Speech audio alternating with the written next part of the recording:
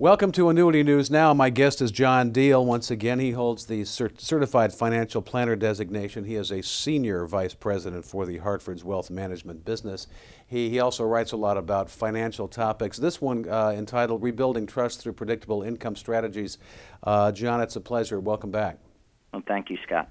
You made some good points in this article here, which a study by the Pew Research Center back in 2007 shows that Americans since the 1960s have increasingly become less trusting of the world around them, their political leaders, religion, and financial people and financial markets as well. And with the financial meltdown as of late, they've become even less trusting.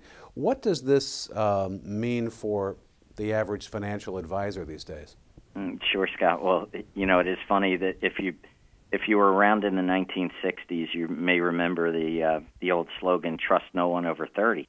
Mm-hmm. Well, the fact is, now that all the baby boomers are over 30, they've simply truncated that to trust no one. Mm-hmm. And so it does have implications to the financial advisor. And sometimes I think in the financial services business, we kind of feel like there's a target on our back that we're the kind of the source of mistrust. But it's true that Americans are less trusting all around them, in celebrities, in government, in corporate America. But they do trust one group of people, and that is people who they deem to be like themselves. And so they're likely to trust, let's say there's a person who's taking a certain prescription medication. They're more likely to trust other people who are taking a similar medication than they are perhaps to trust the doctor who prescribed it. And so, you know, understanding where clients are looking for advice and understanding kind of what that social network is, mm-hmm. I think is very important for financial advisors to understand where are people validating their decisions. And so, now you're talking about the increasing reliance on things like referrals, which has been pretty much, for a lot of financial advisors, the old school method, but you're saying now it's even more especially important.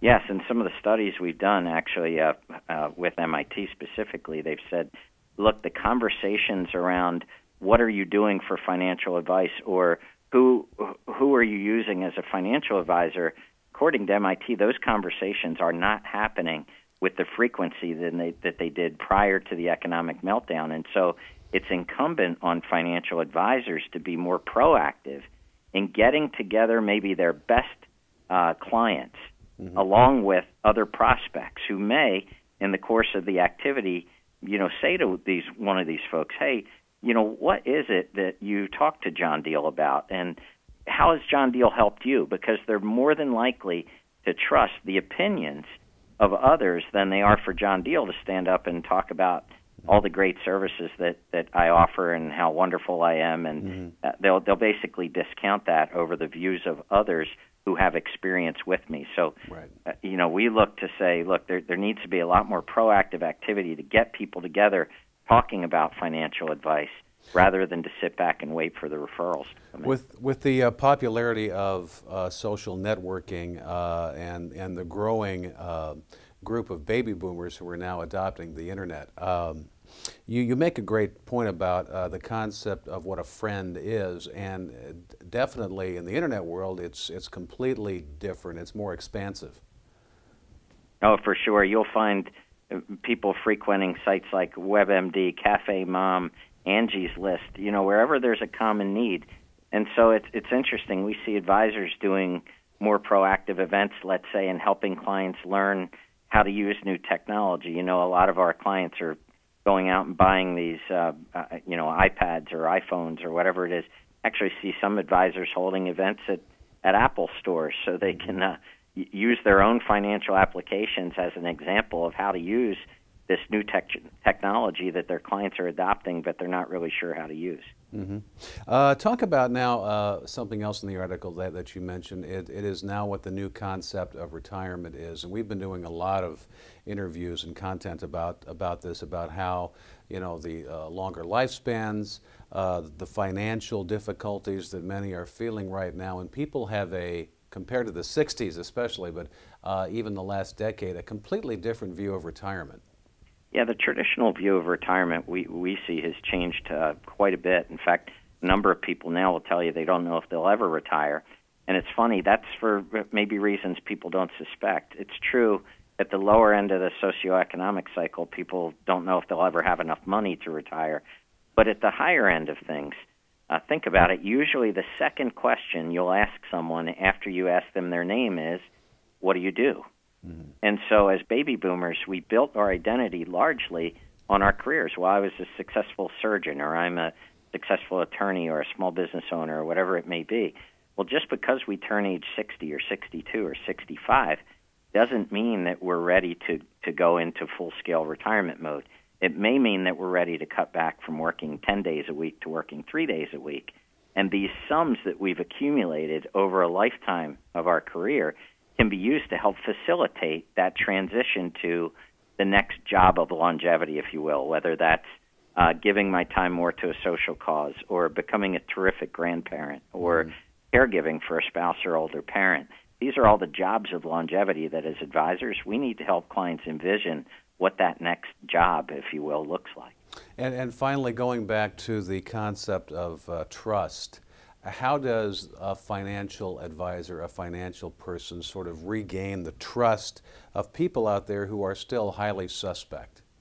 Sure. Well, MIT uses a one-word engineering definition to describe trust, and that is predictability. Mm-hmm. So, Scott, I would say one of the reasons why cash seems to be such a likely place for our clients' funds these days is that they'll say, well, at least I know it's there. Mm-hmm. And so as we talk about income streams and we talk about other types of solutions, whether they're dividend-oriented investments, so on and so forth, there needs to be a degree of predictability. And one of the areas that we think is a great source for predictability, obviously, are guaranteed income streams from annuity products. And we're seeing heightened interest in these products because not only are they reliable, I can count on what's coming in, but I can begin to visualize what I'm going to use that income stream to do. And so I take it from a concept of just a number into a product that is producing the ability for me to enjoy an activity that I see myself doing into retirement. And so the whole predictability aspect, whether the markets are up, down, sideways, whatever they are, at least this client can count on $400 a month, $800 a month, $1,200 a month of income coming in, which will allow them to continue to participate in this lifestyle activity that they enjoy. We think that that's one way that advisors can work to build that trust. And do you think, as of late, too, annuities can oftentimes be inherently complex instruments? And I think it seems like a lot of companies and firms are looking at trying to make these things, one, a little bit more transparent, and two, a little bit simpler to have less moving parts. Would you say that's safe to kind of, hopefully enhance any trustworthiness that might be lacking? Oh, definitely. I think the transparency issue is very key, and we need to try and simplify things as much as we can. Now, let's not, forget the fact that, the longevity challenge and not outliving our income is not a simple issue. In fact, anyone who tries to figure out when they should take Social Security benefits will find out how, a simple concept like Social Security actually can turn out to be pretty complex. But I do think that the industry and financial advisors need to really center in on what the core value proposition of annuities as income providers are. Provides an income stream that you can't outlive, and secondarily may provide some death protection, beneficiary protection for your family. The simpler the message, the greater the likelihood of adoption, and again, for part of that retirement portfolio. My guest is John Deal. He is a Senior Vice President for the Hartford's Wealth Management business. John, always a pleasure. I'll be calling on you again. Thank you for your time. Great. Thank you, Scott. I'm Scott Drake, and you're watching Annuity News Now.